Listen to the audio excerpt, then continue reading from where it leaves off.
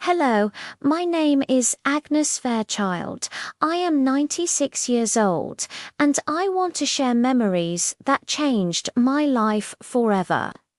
Before we begin, tell me, does anyone here have family members who lived through World War II? And from which city in the United Kingdom are you watching? Write in the comments, it will be amazing to hear your stories. I was just a young teacher in the heart of Bristol when the first tremors of the war reached our city. It was 1939, and the world beyond our familiar streets seemed to be collapsing. The newspapers arrived with urgent headlines every morning, but the true terror wasn't fully comprehensible to most of us yet. People spoke in hushed tones about threats across the channel. But in our classrooms, children still recited their multiplication tables and learned to write in neat cursive, oblivious to the storm that was approaching. I remember the day clearly. It was a cloudy September morning, and I was preparing my classroom for another routine day of lessons. My students shuffled in, carrying satchels too large for their small frames, their faces flushed from the morning chill. Some laughed and whispered, others clutched their mothers' hands a little longer before reluctantly letting go. There was a palpable sense of unease in the air, although no one dared to say it aloud.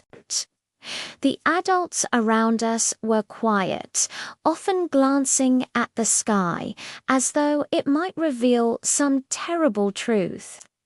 Then came the first air raid siren. Its wailing cut through the morning calm like a knife. I froze in place, my hand resting on the chalkboard, and for a moment time seemed to suspend. The children looked at me, wide-eyed, sensing the tension in the room, but not fully understanding what the noise meant. Some began to tremble, others clung to their friends as if seeking invisible protection. I took a deep breath, forcing myself to remain calm. In that moment, I realized that as their teacher, their safety was now my responsibility in a way I had never imagined. We quickly moved the children to the designated shelter below the school. The staircase felt unusually steep as we descended, each step echoing in the dimly lit corridor. In the shelter, the room smelled of damp concrete and old coal, a stark contrast to the familiar scent of chalk and books in the classroom above. The children huddled together on the wooden benches, some crying softly, others biting their lips to stifle their fear. I sat among them, holding their hands, whispering reassurances that I hoped were true. We'll be safe. It will be over soon. You are all very brave. Outside, the distant hum of aircraft became audible, and though we could not see them yet, we could feel their presence, a menacing vibration in the air. The children's small bodies pressed closer to mine as I tried to keep my own fear from showing. I thought of my family, of the streets of Bristol, of the countless homes that might soon be in danger. I thought of the lessons I still had to teach, the stories I wanted to tell, and the simple joys of childhood that were being threatened by a world gone mad. In the days that followed, life seemed to shift overnight. Shops displayed rationing posters, and the community began to prepare for what none of us could fully name. Adults spoke in careful tones about evacuations, about the children being sent to the countryside, and about the need to remain strong. Every evening, the radio broadcast updates and warnings, but often the words sounded distant, almost surreal. In the classroom, I did my best to maintain a sense of normality. I taught reading, arithmetic, and history, but now every lesson carried an undercurrent of urgency. Every lesson was a subtle preparation for survival, a quiet installation of courage. I remember walking home one evening through the misty streets of Bristol, the smell of coal fires mingling with the damp fog. The city seemed familiar yet altered, haunted by the anticipation of what was to come. Shopkeepers hurried to close their stores earlier than usual, and the chatter in the streets was subdued, almost fearful. I passed by children playing near the sidewalk, their laughter echoing faintly. A fragile defiance against the growing shadow of war. I felt a deep sadness for them and a fierce determination to protect as many as I could. It was during these early weeks that I first understood the strange duality of war, fear and courage coexisting. Despair and hope interwoven in every moment. I was a teacher, yes, but I was also becoming a guardian, a silent protector of young lives who depended on me more than I had ever imagined. Each day brought a new lesson, not from books, but from the very world we lived in, the lessons of vigilance, empathy, and resilience. Even as the nights grew darker, with air raid sirens piercing the sky and the distant thrum of bombs shaking the city, I found small moments of courage in the children themselves. Their questions, their innocent jokes, their unexpected acts of kindness reminded me that even in the most terrifying times, the human spirit could endure. I learned to smile through fear, to speak gently while my heart raced, and to find strength in my role as both educator and protector. Looking back now, as a woman of 96, I realize that those early days in Bristol were formative in every way. They were the first time I understood that bravery is not the absence of fear, but the choice to act despite it. They were the first days that shaped the woman who would one day protect 40 children in the countryside, who would navigate uncertainty, and who would carry the memory of courage and compassion for the rest of her life. In those moments, I promised myself silently that no matter how dark the world became, I would do everything in my power to shield those in my care. To teach them not only lessons from books, but lessons from life itself, lessons of hope, resilience, and the quiet strength that could survive even the most terrifying storms. After those first terrifying weeks of the war, life settled into an uneasy rhythm in Bristol. Each day was a careful balancing act between teaching, protecting the children, and navigating the invisible tension that hung over the city like a heavy fog. The school building itself became a microcosm of the larger conflict. Its walls, once filled with laughter and the scribbles of small hands on the blackboard, now resonated with whispered warnings, hurried footsteps, and the occasional echo of distant explosions. I could feel the fear in every corner of the classroom. Children would glance toward the windows at the sound of aircraft overhead, their small faces tightening with anxiety. While parents hesitated at the door in the mornings, unsure whether to release their children into a world that seemed suddenly dangerous and unpredictable. Some mornings I would arrive before the children, lingering in the empty hallways, listening to the faint creaks of the old floorboards, and imagining what it would be like if the bombs came closer. Those moments were filled with a strange combination of dread and resolve. I knew that whatever happened outside, inside the school, I had to be their anchor. Teaching under these circumstances was profoundly different from the calm routines of peacetime. Lessons in arithmetic, grammar, and reading were interwoven with constant vigilance.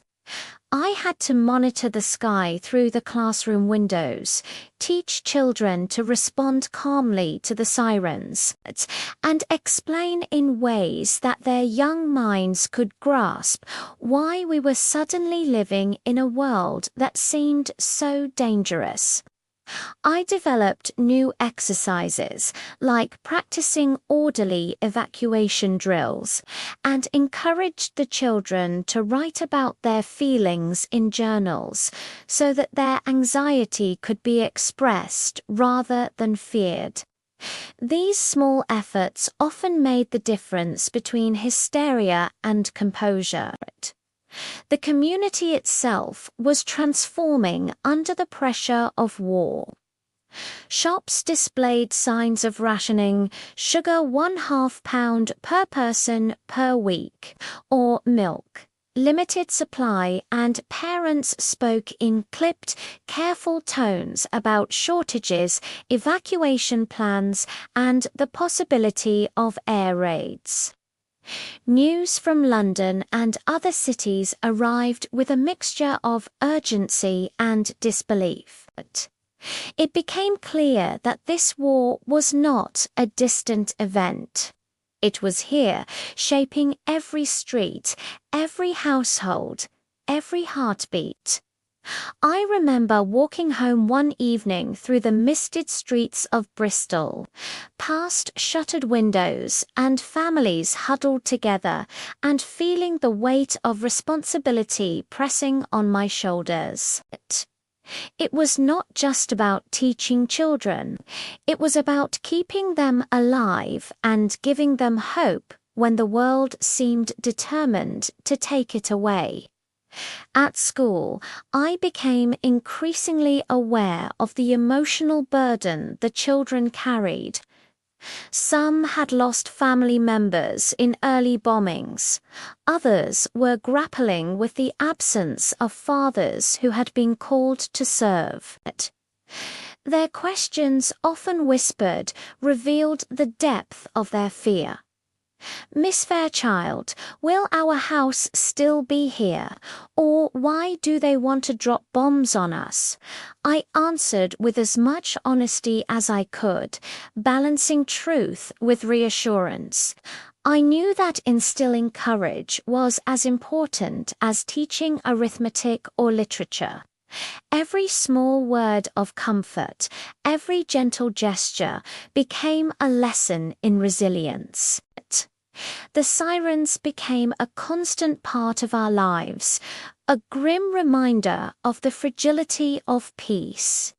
Each time they wailed, I would guide the children to the shelters, keeping my voice calm, my hands firm on their small shoulders, and my heart steady even when terror surged beneath the surface.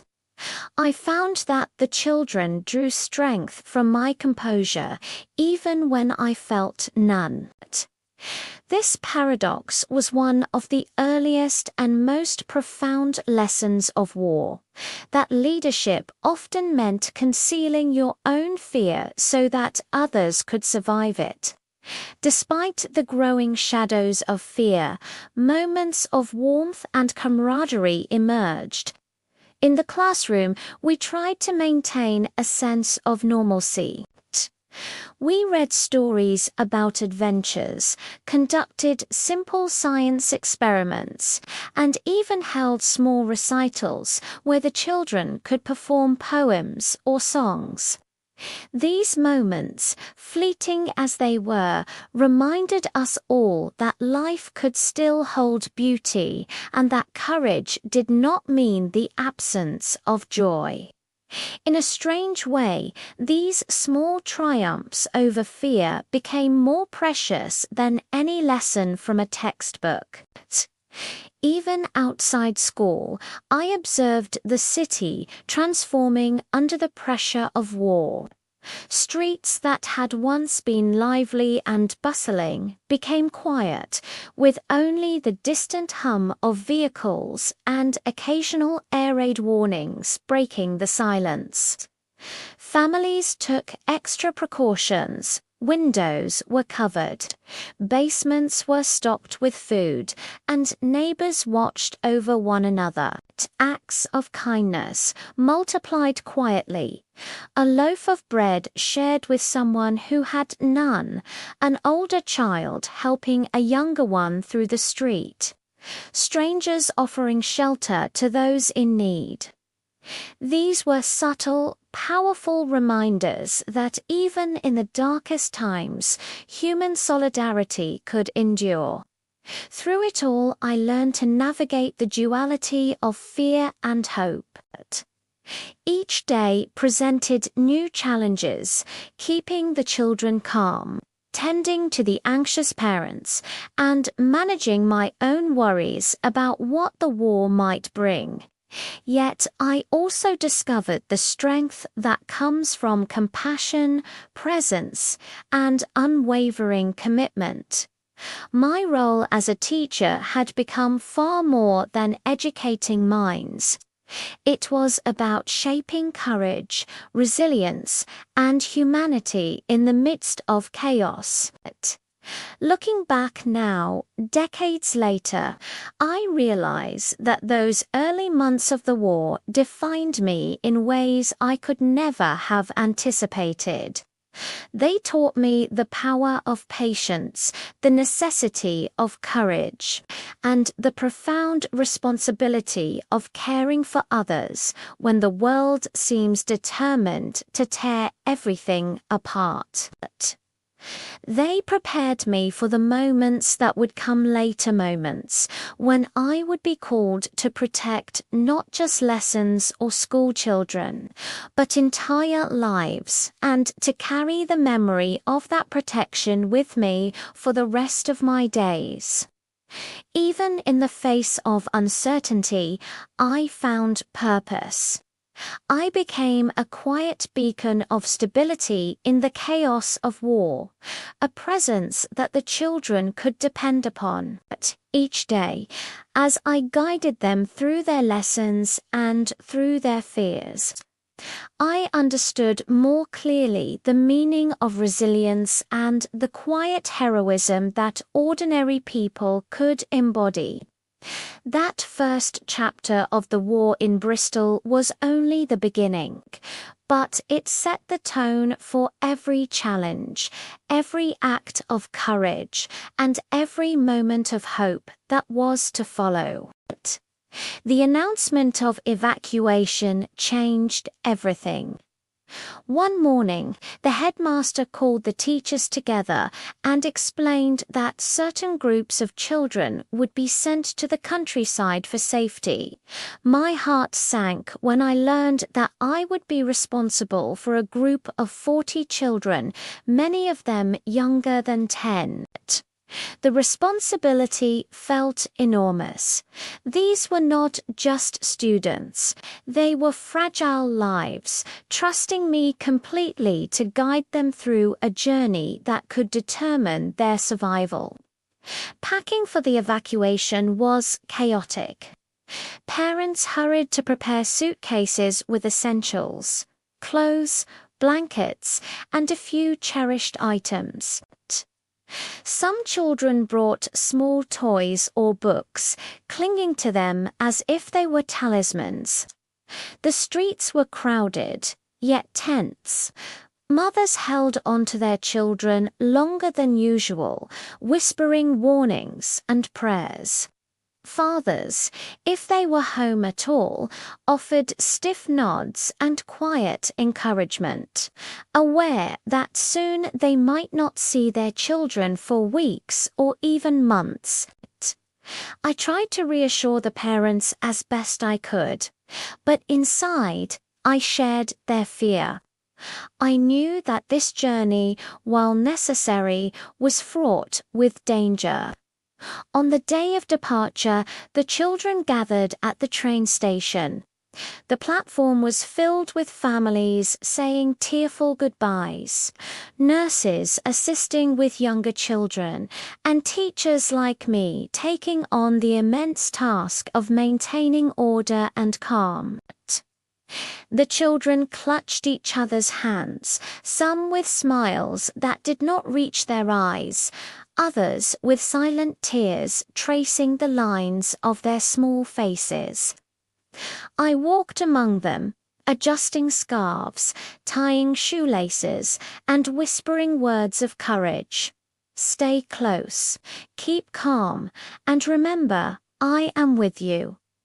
The train ride to the countryside was long and tense. The rumble of wheels on tracks was punctuated by occasional distant sirens, and the landscape outside the windows passed in muted, uncertain shades. I tried to keep the children occupied, telling stories and prompting small games. We counted cows in fields, imagined adventures of knights and dragons, and recited poems together. Their laughter was fragile but genuine, a delicate defiance against the fear that surrounded us. Yet, in quiet moments, I could see the tension etched into their faces, the tight grip on each other's hands, the silent questions that only a child could ask. Will we be safe? I found myself constantly scanning the sky from the train windows. Every shadow seemed like a threat, every airplane overhead a potential danger. I became hyper-aware of the world outside, aware that our journey, though seemingly routine, was anything but safe. The responsibility weighed heavily on me. I could not afford to falter, to let a moment of distraction jeopardize the safety of the children. Each one depended on my presence, my calm, and my unwavering focus. Arriving in the countryside brought its own challenges. The village was unfamiliar, quiet, and oddly vast to the children who had never left the city.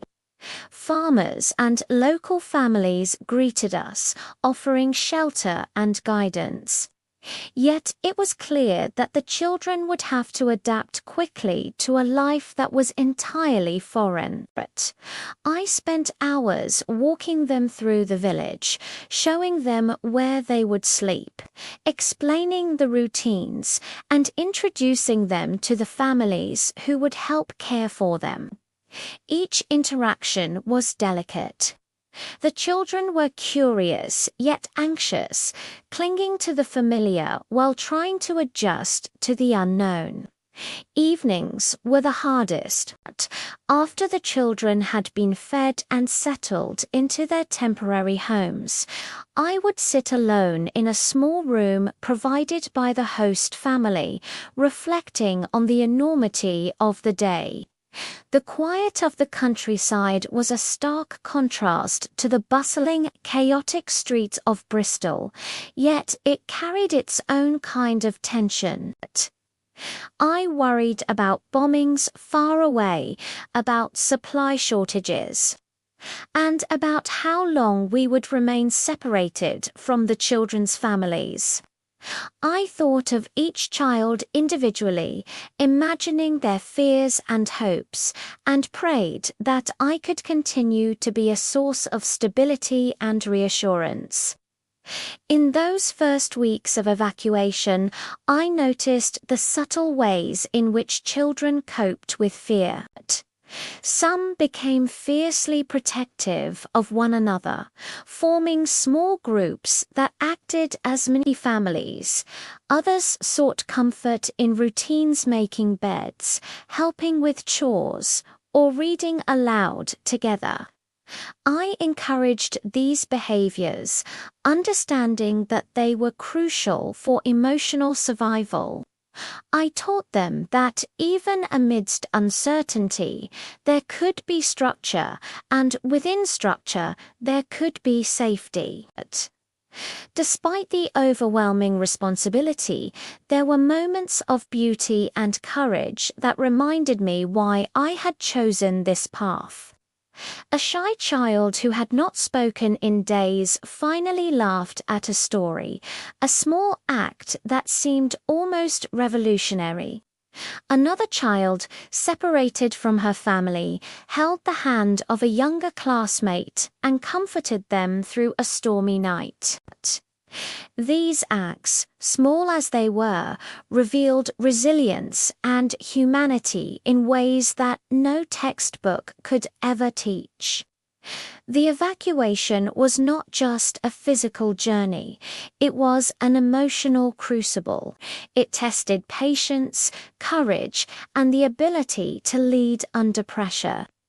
Every decision, every word, every gesture mattered.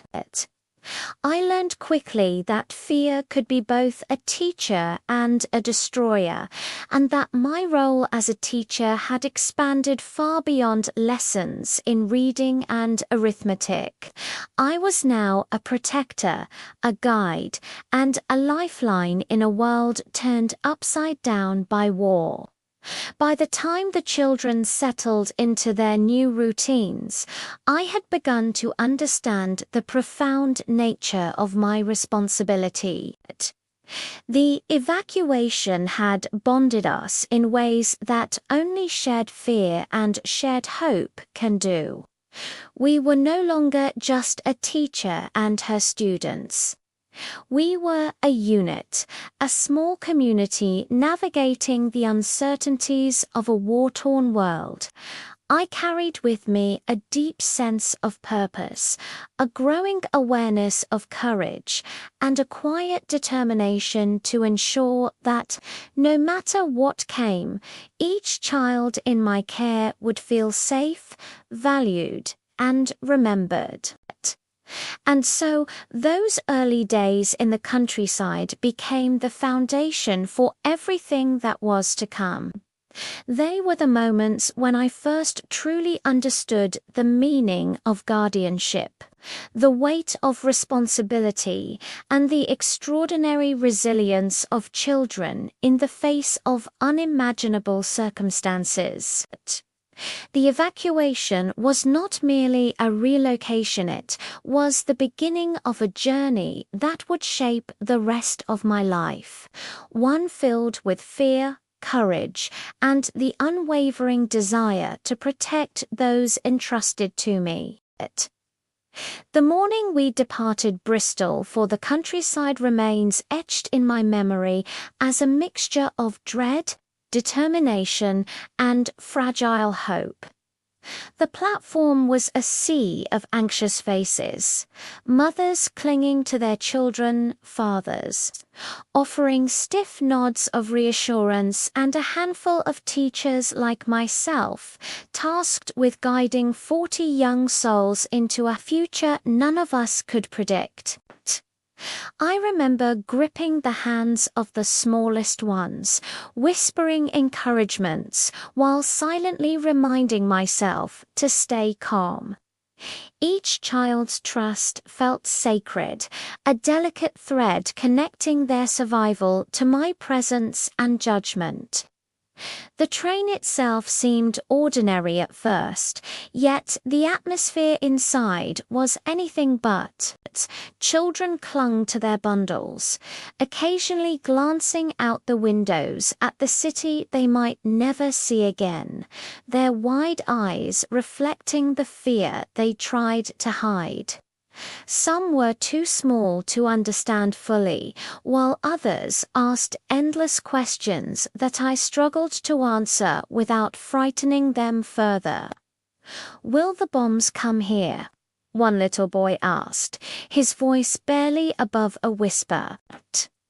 I knelt beside him, resting my hand on his shoulder, and said as calmly as I could, "We are going to a place where we will be safe. I will be with you every step of the way." The rumble of the train on the tracks became a constant, almost hypnotic background, punctuated by distant wails of sirens and occasional thuds that reminded us that the war was never far away.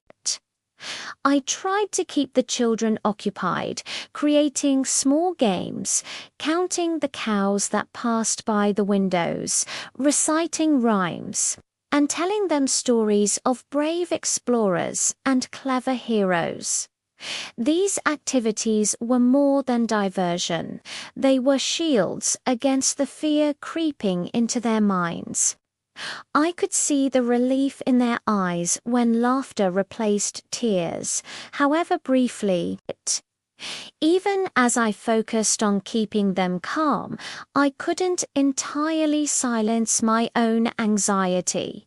Every shadow above the tracks, every plane that crossed the sky seemed to hold danger.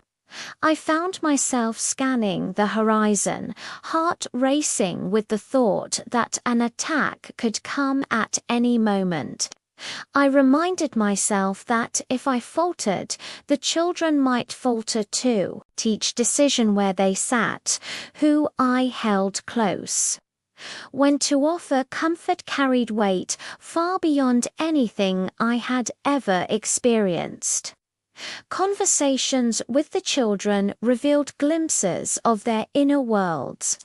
Some expressed simple homesickness, others unspoken fears that manifested in fidgeting or tears. One small girl, clutching a worn doll, confided that she was terrified of being left behind. I reassured her by taking her hand, guiding her to sit beside another child, and creating a sense of shared safety. These moments taught me the subtle art of observation, noticing the quietest gestures of fear, reading the unspoken pleas in their eyes, and responding with patience and calm. That often meant the difference between panic and trust. The journey stretched on for hours, each mile feeling heavier with the weight of responsibility. I paced the aisles, spoke softly to nervous children, and encouraged the older ones to support the younger. They began to form a fragile community, a microcosm of resilience in the face of uncertainty. It was remarkable to see how quickly children could adapt when guided with care, yet the fragility of their comfort reminded me constantly of the precariousness of our situation. When the train finally began to pass through the rolling countryside, I felt a cautious relief. The landscape was unfamiliar and strangely beautiful, a patchwork of green fields and distant hills that seemed untouched by the chaos we had left behind. For a moment, the children's fears softened, replaced by curiosity and wonder.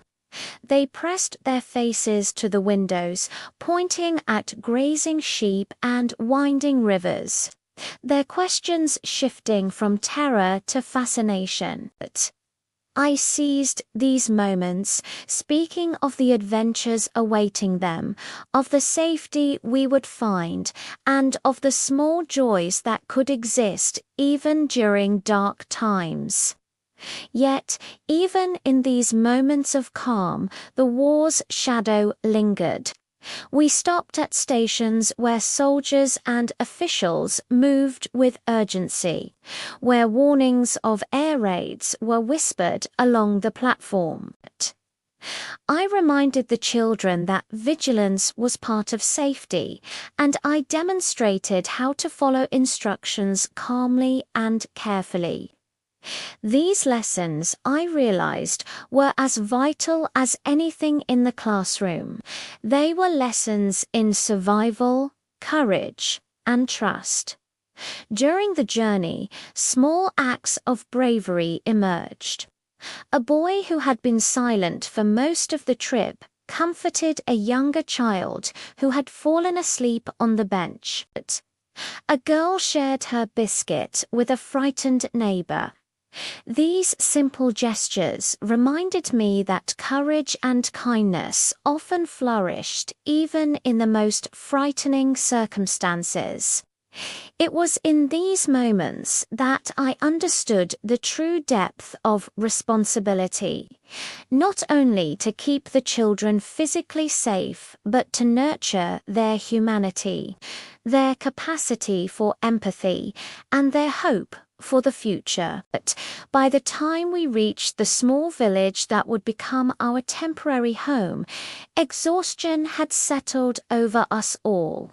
The children were weary, anxious, yet quietly proud of having endured the long journey. As I led them down the station platform and into the awaiting countryside, I felt the first stirrings of relief, tempered by the knowledge that our trials were far from over.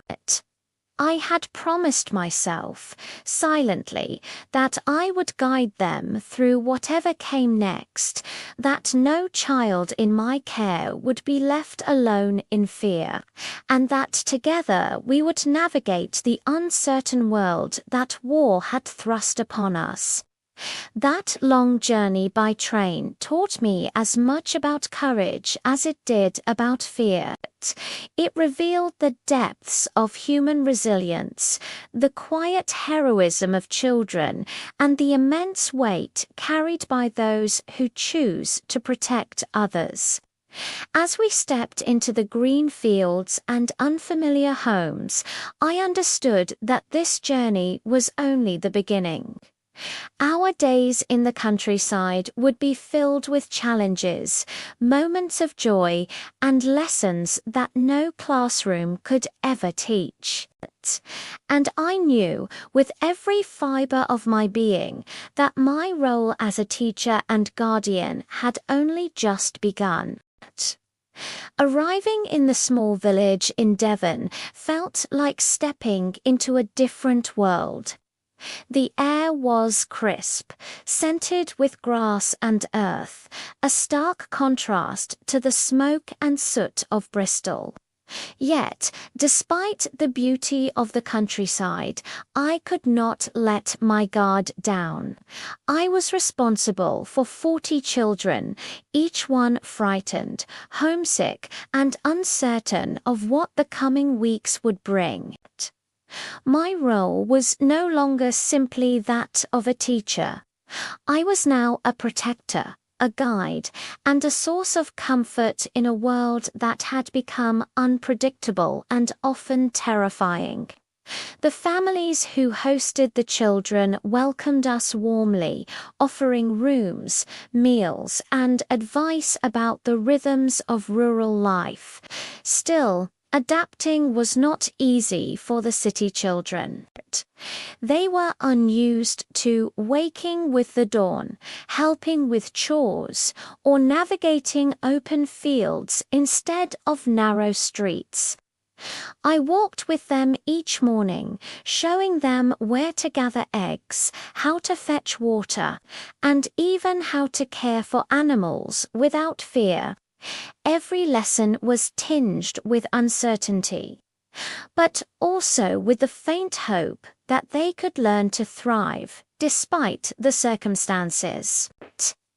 It was during those first few days that I truly noticed the profound effect of fear and separation on the children. Some cried themselves to sleep at night, clinging to dolls or blankets that reminded them of home. Others refused to eat, overwhelmed by anxiety and exhaustion. I stayed with them as long as I could, speaking softly, singing quietly, and sometimes just holding their small hands until they relaxed enough to rest. Every gesture, every word was a lifeline. I realized quickly that survival depended not only on food and shelter, but on emotional reassurance, on the trust we were slowly building. The daily routines of the countryside were strange and new, but I used them as tools to instill a sense of order and stability. I taught the children to make beds, set tables, and tend to the animals. We planted small gardens, learning to grow vegetables, and each sprouting seed became a symbol of resilience. I encouraged the children to help each other, fostering small communities within our larger group. In these moments, I discovered that courage was contagious. A child who learned to milk a cow or carry water would inspire another to try. And soon, they were teaching each other, relying on one another for support and reassurance. Yet, even amidst these small victories, the shadow of the war lingered.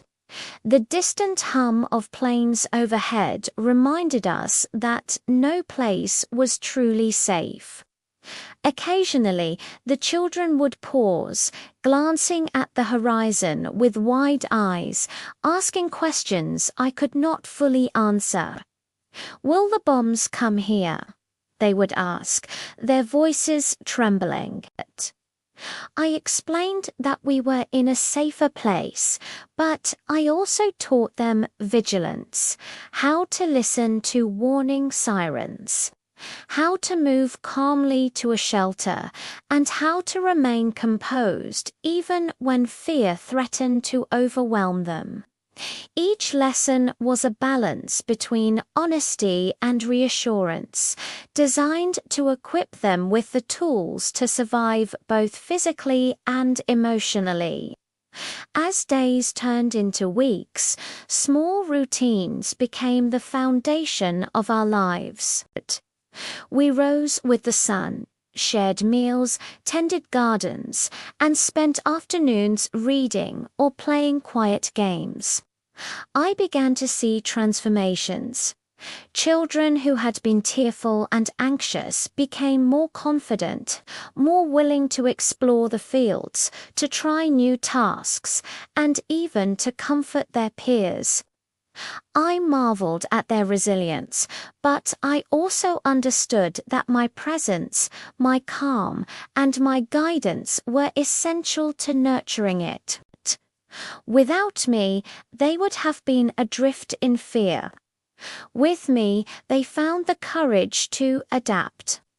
Evenings brought reflection and quiet moments that reminded me of the enormity of my responsibility. I often sat alone in a small room provided by our host family, thinking about the city I had left behind, about parents separated from their children, and about the fragility of the lives entrusted to me. Yet, I also felt pride in the small victories we had achieved, a child learning to laugh again, another helping a frightened friend, a group of them sharing food without complaint. These were moments of triumph in a world overshadowed by uncertainty. I also began to form relationships with the adults in the village. Farmers and villagers offered guidance and support, teaching me about rural life and helping me understand the community dynamics that would influence the children's adaptation.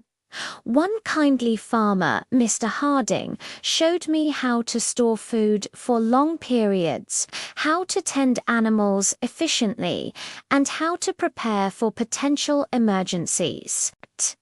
His quiet competence and generosity were a constant reminder that even in a world dominated by war, there were people who could be trusted and leaned upon.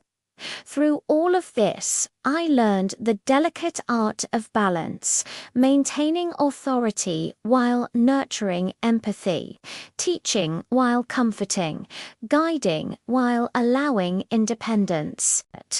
I discovered that courage often showed itself in small, quiet moments, a child attempting a new task despite fear, a gentle word of reassurance offered to a younger peer, a collective effort to adapt to an unfamiliar environment. My role as a teacher had expanded into something far greater, something that demanded both resilience and compassion in equal measure. By the end of the first month, the children had begun to settle into routines. They laughed more freely, explored their surroundings with curiosity, and even began to form friendships that transcended their initial fears. Yet, I never allowed myself to forget the fragility of our situation. War was unpredictable, and safety was never absolute. Each day required vigilance, patience, and unwavering commitment. I understood that my actions could shape not only the present, but the future. Each lesson, each gesture, each word of comfort had the power to influence how these children would carry themselves through the darkest times of their lives. Those weeks in the countryside taught me lessons I would never forget. I learned that resilience is built through experience, nurtured through trust, and sustained by courage. I saw how fear could be transformed into strength when guided carefully, and how the bonds formed in moments of shared adversity could endure far beyond the immediate threat.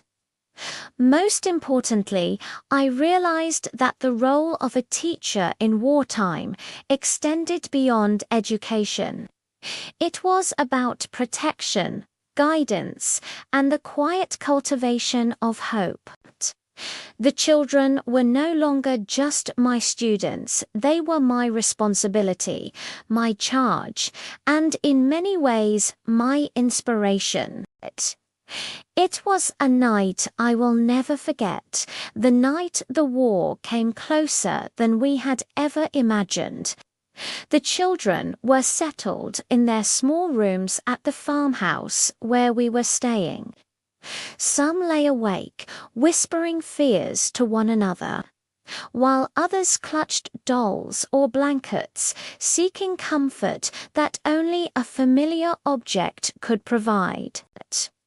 The air was still, almost deceptively calm, and I had allowed myself a brief moment of relief, believing that this night might pass without incident. I was wrong. The distant hum of aircraft began as a low vibration beneath the windows. At first, it was subtle, almost indistinguishable from the wind through the trees. But within minutes it grew louder, a menacing drone that filled the night and pressed against the walls of the farmhouse.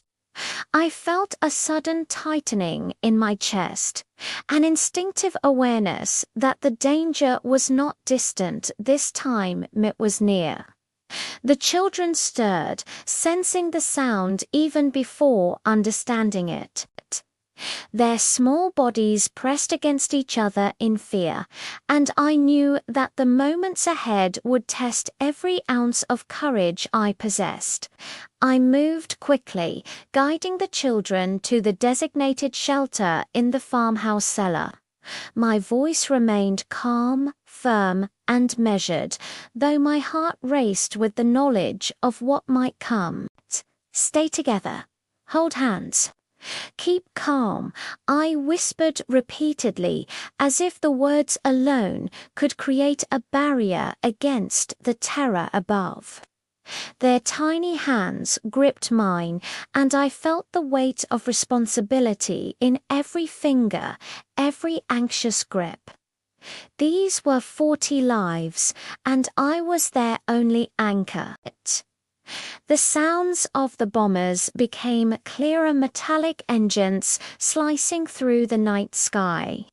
The occasional distant thump of explosives falling, and the eerie whistle of bombs descending. Some children began to cry quietly, others froze in silent terror. I held them close, whispering stories, recalling moments of bravery from their own lives, and inventing distractions that might hold their attention. I told them about hidden heroes, animals surviving storms, and even small acts of kindness that could change the world. Each story was a thread of hope, woven to keep fear at bay. Time became distorted in that cellar. Minutes stretched into what felt like hours, each passing second marked by the distant thuds and the vibrating hum of planes. I checked on every child, ensuring they were safe. Adjusting blankets, holding hands, and listening for their soft breaths. Occasionally, one would whisper a question, "Are we going to be okay?" I could only nod and reassure them with words I hoped were true. In truth, I did not know if we would be entirely safe, but I understood that my calmness was essential to their survival. If I faltered, their fear would escalate, and panic could be far more dangerous than the bombs themselves. As the night deepened, the first explosions came closer. The house trembled slightly, dust falling from the ceiling beams. The children pressed against me, and I pressed back, a silent promise that I would not let harm come to them while I could prevent it. I recited poems softly, counting together, reminding them of rhymes from our school days, anything to create normalcy amid chaos. I encouraged older children to comfort younger ones, and I watched, amazed, as courage began to surface in the unlikeliest of places. The air raid lasted hours, though it felt interminable. I lost track of time, focused only on keeping the children calm, safe, and reassured.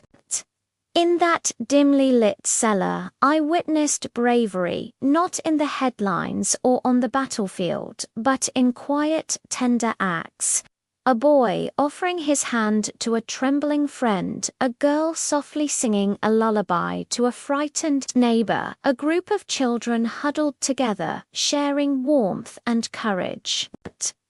In these small moments, I realized that survival was not only about protection from bombs, but also about nurturing spirit and hope. When the first light of dawn crept through the cellar hatch, we emerged cautiously, hearts still pounding. The village had been spared direct hits, though the distant fields bore the marks of nearby explosions. The children looked at me with wide, exhausted eyes, some trembling, others holding each other for reassurance. I gathered them in a huddle, whispering that we had survived, that we had been brave, and that their courage had been extraordinary. That night became a defining moment for all of us. It taught me more about human resilience than any lesson I had ever taught in a classroom. I learned that courage is not the absence of fear, but the conscious choice to act with care and presence despite it. I witnessed children discovering inner strength they did not know they possessed, and I understood that my role had evolved from teacher to guardian in the most profound sense. I had become the keeper of their safety, the steady hand guiding them through a world that had grown frighteningly unpredictable. In the days that followed, I reflected often on the night of the bombers. The experience left a mark not only on the children, but on me as well. I understood that the war was no longer a distant threat, it was a constant pressing presence. Every night would require vigilance.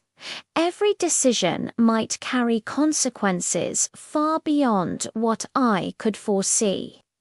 Yet, in the midst of fear and uncertainty, I also recognized the extraordinary resilience of children, the bonds of trust that could form in adversity, and the quiet heroism that emerged when survival demanded both courage and compassion.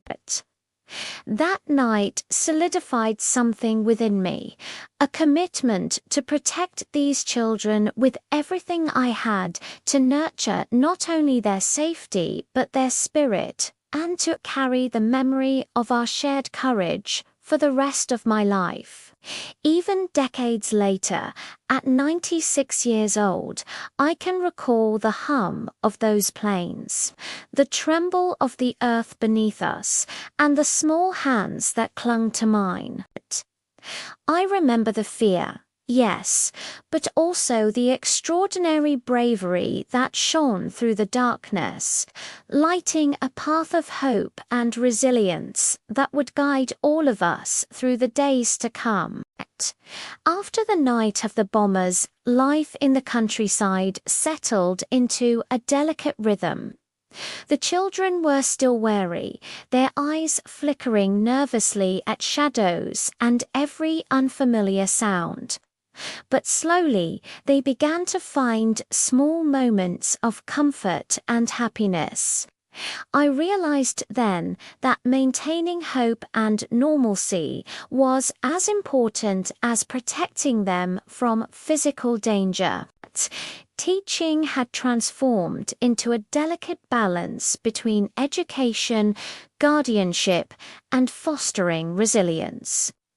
Each morning, we rose with the sun. I would gather the children in the main room of the farmhouse, and we would begin the day with a simple breakfast, laughter carefully woven into conversation, and stories to distract from lingering fears. I encouraged them to talk about their experiences, about dreams and memories from home, giving them a sense of continuity in a world that had become unpredictable. Even in small acts, pouring milk, passing toast, or setting the table, I saw the beginnings of routines that could anchor them emotionally and instill a sense of control. Outside, the countryside offered both refuge and challenge. The children had never seen so much open space. Fields stretched endlessly, hedgerows framed the horizon, and streams trickled quietly through meadows. I taught them how to explore safely, how to move as a group, and how to respect the animals and land that had become our temporary home. The first time a child held a chick in their small hands or saw a calf take its first steps, the awe on their faces reminded me that even in the shadow of war, wonder still existed. These were victories of the spirit, subtle yet profound. We began planting small vegetable gardens, a task that seemed mundane but carried great significance. Each seed we planted became a lesson in patience, persistence, and hope. Watching green shoots emerge from the soil, the children learned that even in difficult circumstances, life could flourish with care and attention. They tended to the plants diligently, their pride growing with every successful sprout. In teaching them to cultivate food, I also cultivated courage, responsibility, and resilience. At times, laughter erupted spontaneously. A child who had been withdrawn would attempt a trick with a hoop. Another would chase a sibling across the field, their laughter spilling over the quiet landscape. These moments of joy were small but transformative. I encouraged them, celebrated their successes, and reminded them that finding happiness, even fleetingly, was an act of defiance against the fear that the war imposed on our lives. I understood that joy was a necessity, not a luxury, and that nurturing it could be as vital as any lesson in reading or arithmetic. Evenings were spent with quiet activities. We read stories aloud, recited poems, and sometimes sang songs together. Music, in particular, became a source of comfort. I taught the children simple tunes, and their voices, once tentative, grew stronger with each repetition. The act of singing together created a sense of unity and safety. Each note, each rhythm was a reminder that despite the chaos outside, we could create beauty and stability within our small community. I also encouraged them to care for one another. Older children helped younger ones, sharing blankets or calming fears. Siblings, when they were among the group, found reassurance in proximity, and friendships formed quickly among peers. These bonds became critical for emotional survival. I reminded them constantly that they were stronger together and that trust and kindness could become weapons against despair. I witnessed courage in countless small gestures, a hesitant hand held to comfort a frightened friend, a shared biscuit, or a whispered word of encouragement in the dark of night. Despite the beauty and moments of joy, we never lost sight of the reality of the war. The distant hum of planes remained a constant reminder, and the occasional alert brought us back to vigilance. I taught the children to balance awareness with calm, to live fully in the present while remaining prepared for uncertainty. These lessons were difficult, but necessary. They were not simply about survival. They were about cultivating strength of mind, courage of spirit, and the ability to find hope in a world that often seemed determined to crush it. The host families in the village became extensions of our support network. They offered guidance, shared food, and helped with chores, reinforcing the lessons I had begun teaching. A quiet neighbor would show us how to gather firewood safely, another how to identify edible plants, while a local woman taught us simple crafts to keep the children occupied. These interactions strengthened the sense of community and helped the children feel more secure in an unfamiliar environment. I marveled at how quickly they adapted, how moments of joy could emerge even amidst fear, and how resilient the human spirit could be when nurtured carefully. The laughter, the games, the small discoveries of nature, and the shared meals became rituals that anchored our days. I understood that these routines were not just distractions.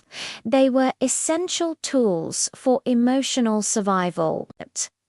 They reminded the children that life could continue, that beauty still existed, and that courage could be found even in the smallest acts. By the end of those weeks, I saw a transformation. The children were calmer, more confident, and beginning to trust the world around them despite its dangers. They carried themselves with a quiet resilience that filled me with pride. Each smile, each shared story, each small accomplishment was a testament to the human capacity to endure and to find light even in darkness. I realized that fostering these moments of joy was as critical as keeping them safe from bombs. It was a lifeline for the spirit, a necessary foundation for hope, and a reminder that even in war, life could still be lived fully. Those days of laughter, play, and quiet triumphs became some of my most cherished memories. They were proof that even in the darkest times, courage and joy could coexist. That small acts of love and kindness could sustain us, and that resilience could grow in the most unlikely circumstances.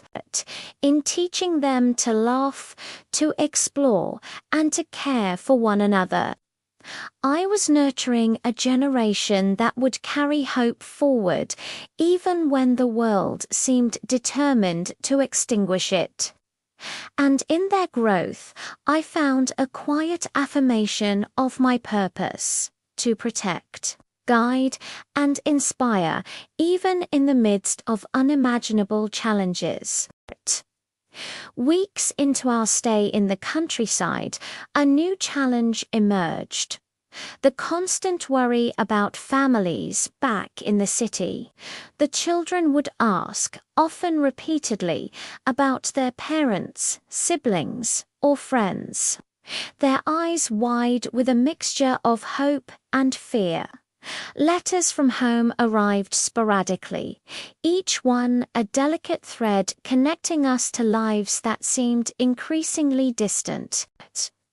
I realized that part of my role as a teacher and guardian was to bridge that distance, to provide reassurance and context, and to help the children process news, both good and bad. One morning, a letter arrived for a small boy named Peter.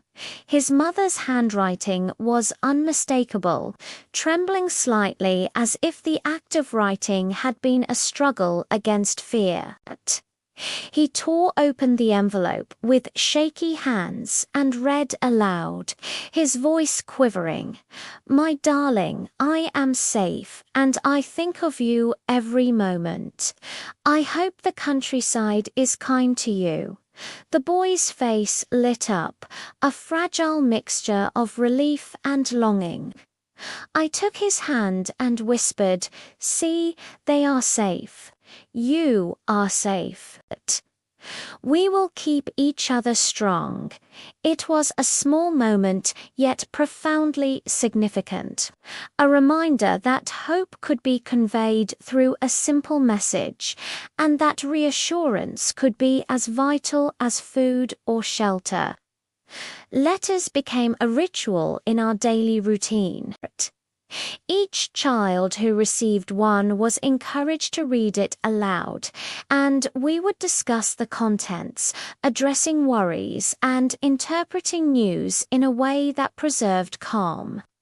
Some letters contained joyous stories of small victories, a father returning briefly from service, a mother sending treats, or a sibling describing their new school experiences. Others, however, carried hints of danger, rationing, or illness.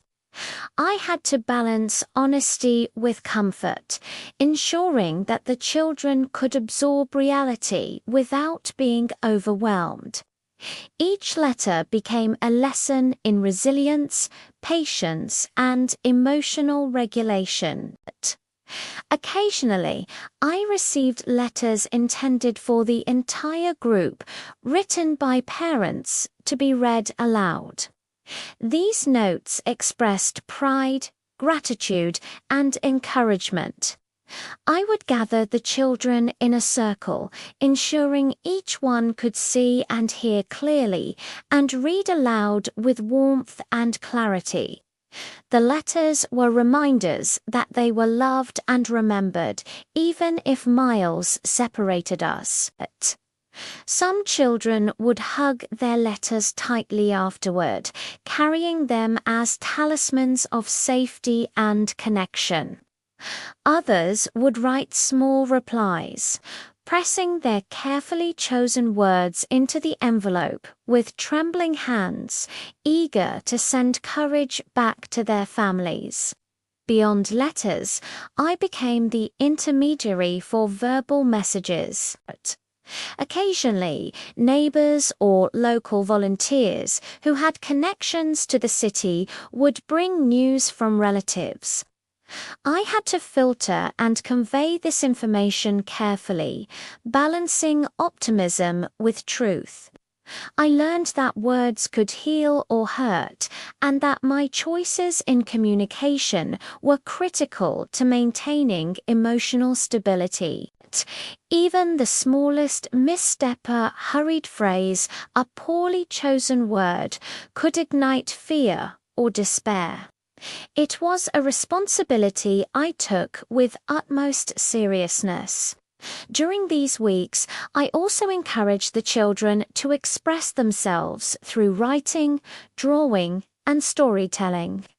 Each child kept a small journal, a safe space to record thoughts, fears, and hopes.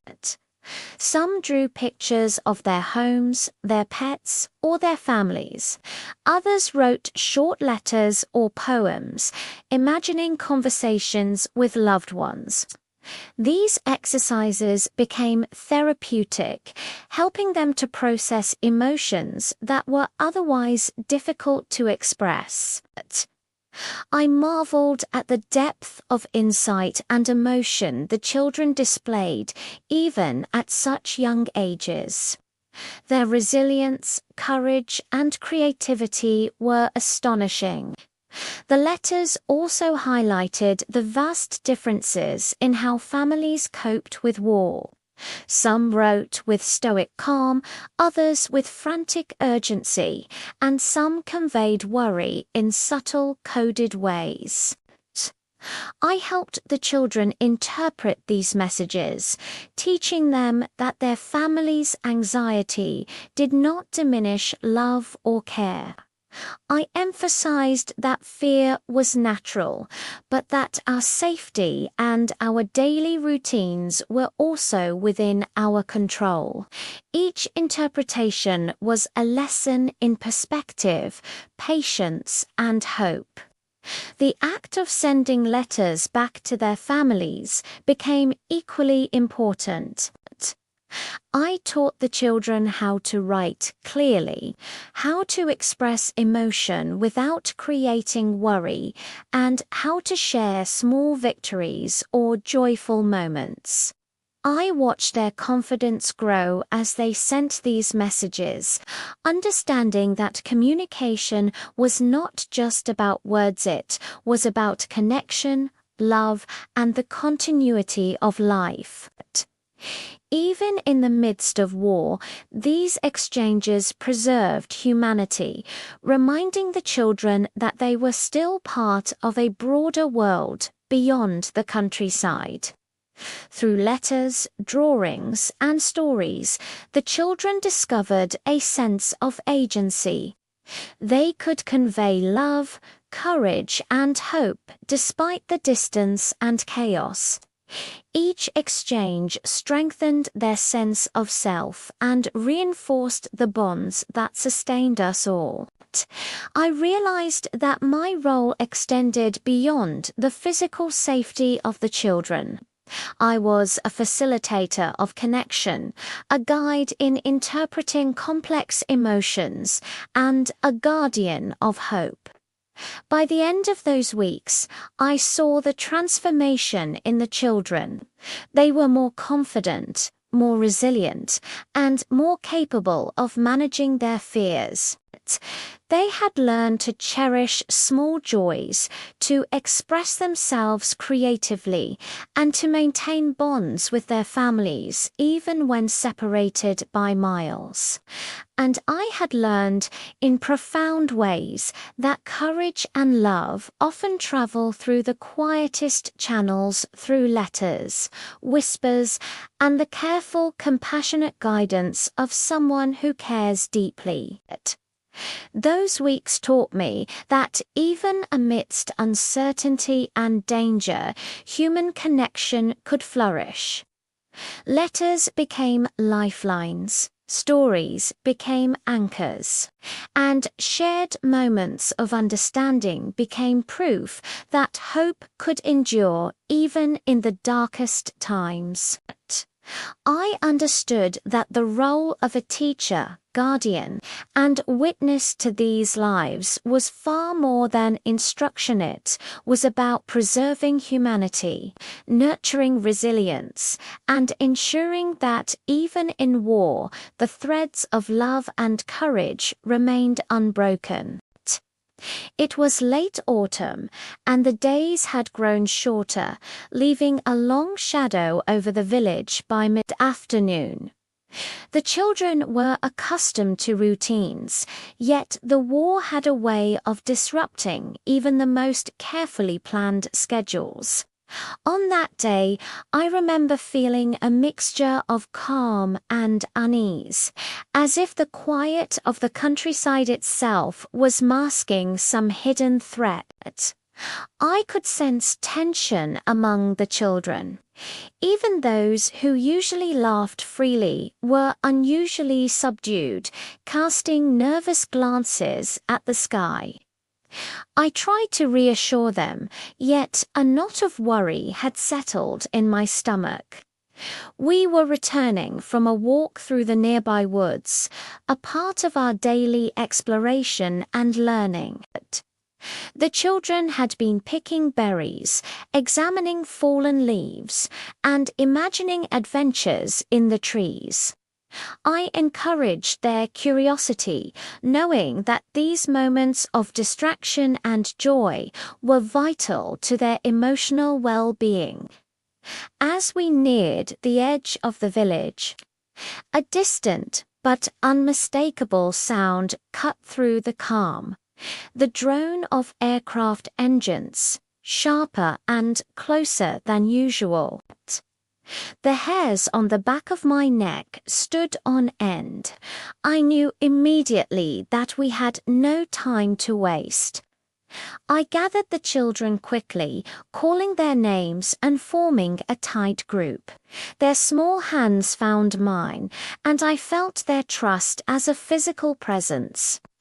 A reminder of the enormous responsibility resting on my shoulders.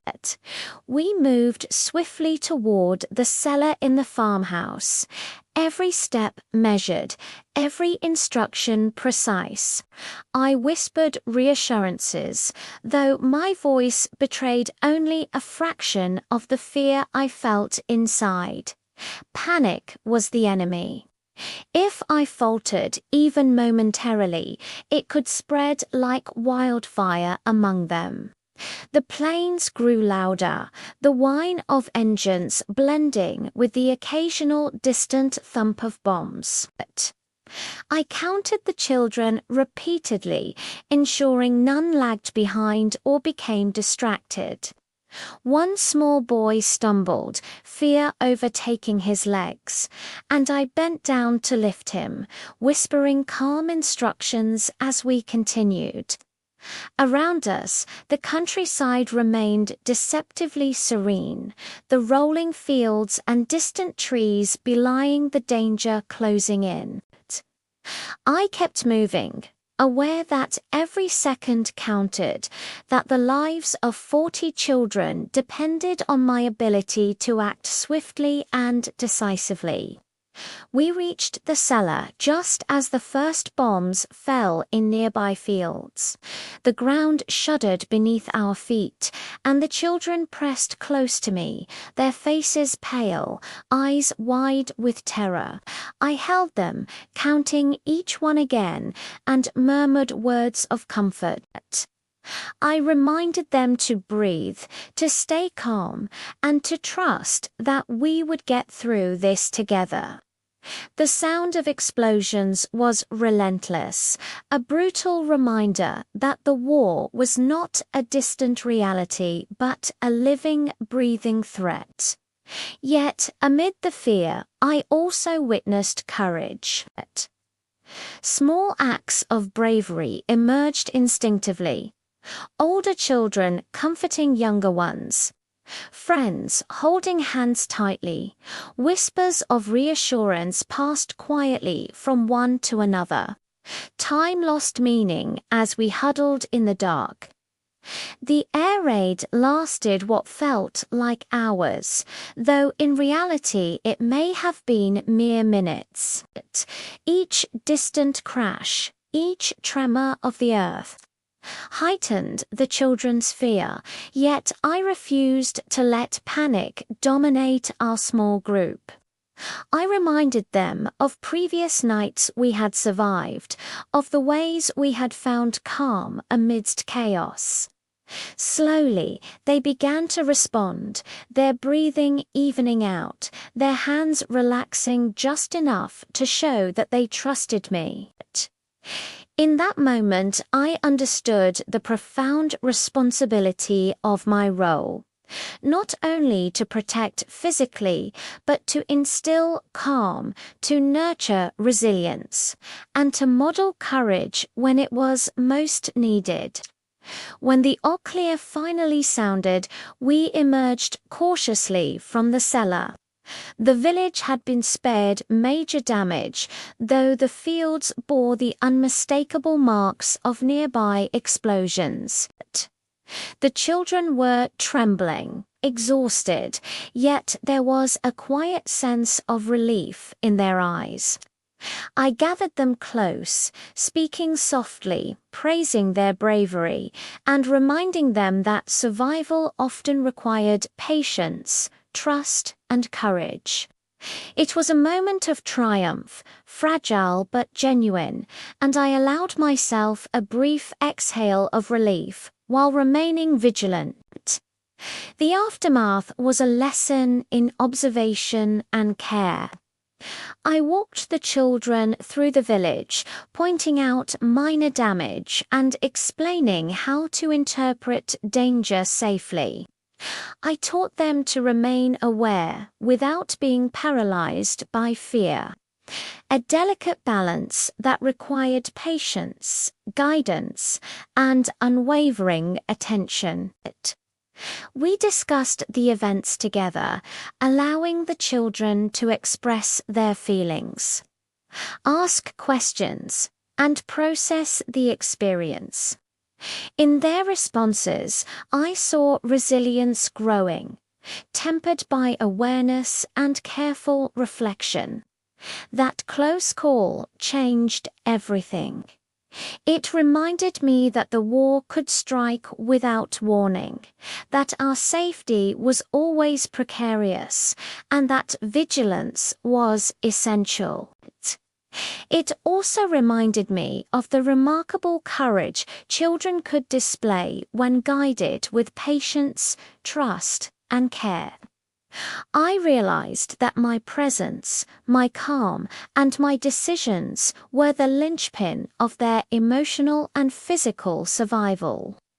Each day, each moment became an exercise in teaching not only academics, but courage, resilience, and the quiet strength necessary to endure hardship. In the weeks that followed, the children approached me with newfound respect and trust. They still feared the sounds of aircraft and distant explosions, but they began to respond with a combination of awareness and calm.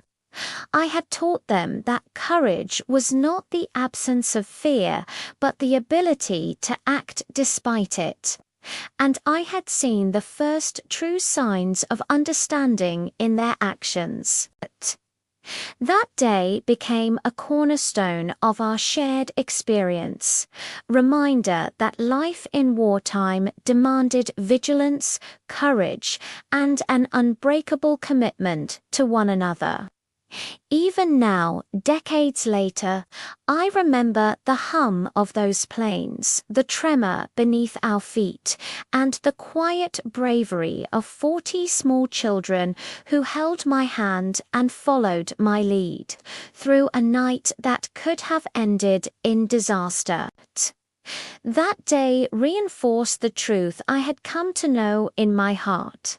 Courage, trust, and careful guidance could sustain us even in the darkest hours, and that protecting lives was as much about nurturing spirit as ensuring safety.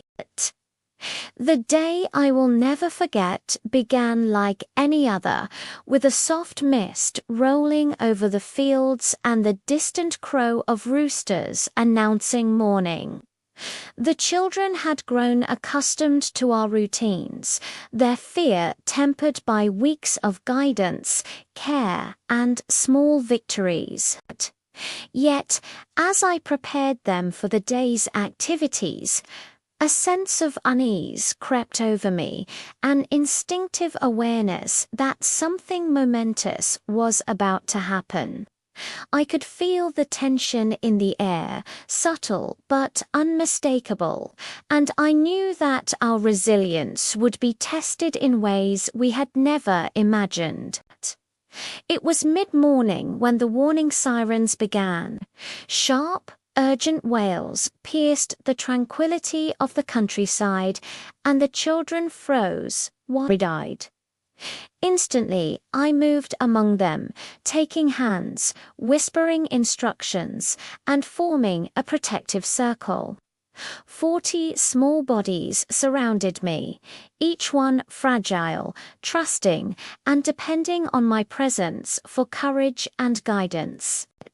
My heart pounded, yet I forced calm into my voice. "Stay close. Follow me. We will be safe," I repeated, not just for them, but for myself. Every syllable was a lifeline, a thread holding us together in the face of the unknown. We moved swiftly to the cellar, the designated shelter for emergencies, but as we descended, the first explosions shook the ground beneath our feet. Dust fell from the beams, and the rumble of distant impacts filled the air. The children clung to me instinctively, some trembling, some silent, some whispering prayers or the names of loved ones. I held them tightly, repeating calming words, counting softly, reminding them of our routines, of the small ways we had learned to survive. Each breath, each gentle touch became an anchor amid chaos. In the dim light of the cellar, I assessed the group. Panic threatened to rise, but I remained steady, drawing upon every lesson I had learned in the weeks leading up to this moment. I encouraged the older children to help the younger ones, to hold hands, to share blankets and reassurance. I whispered stories, recited poems, and invented songs to divert attention from the terror above. Even amidst fear, courage began to surface. I saw a boy, usually shy and hesitant, comforting a smaller friend, a gesture that filled me with pride and quiet relief. These acts reminded me that bravery often emerges in the most unexpected forms. The bombing continued for hours, each thud and distant explosion a reminder of the fragility of life in wartime. Yet within the cellar, a quiet determination took root. The children began to mirror my calm, drawing strength from my presence. They whispered words of encouragement to each other, held hands with quiet assurance, and focused on breathing through fear rather than succumbing to it. In those moments, I realized that protecting them was not only about shielding them from physical harm, it was about cultivating courage, fostering trust, and preserving hope in a world that seemed determined to strip it away. At one point, a young girl, clutching a small doll, looked up at me with tear-streaked cheeks and asked, "Will we ever see our homes again?" I knelt beside her, holding her small hands, and said, "We will go home when it is safe. But for now, we are together, and together we are strong." Her eyes, though still filled with fear, reflected a flicker of trust, a fragile spark of courage that I vowed to protect and nurture. That spark was a reminder that the role of a teacher in wartime extended far beyond education. It was about shaping resilience, sustaining hope, and offering the comfort of human connection in the darkest hours. As the day wore on, I kept the children close, continuously monitoring the structure, reassuring them, and guiding their small acts of courage. I encouraged them to speak, to express fears, to comfort one another, and to find strength in shared resilience. The hours stretched endlessly, each moment a test of patience, strategy, and endurance. I learned to rely not just on my instincts, but on the bonds we had, formed on the quiet heroism that emerged naturally among the children, and on the knowledge that even in the face of terror, hope could be preserved through calm presence and care. By late afternoon, the bombing ceased, leaving a hushed stillness over the countryside. We emerged cautiously, the children clutching my hands, their faces pale but alive, their small bodies trembling with relief.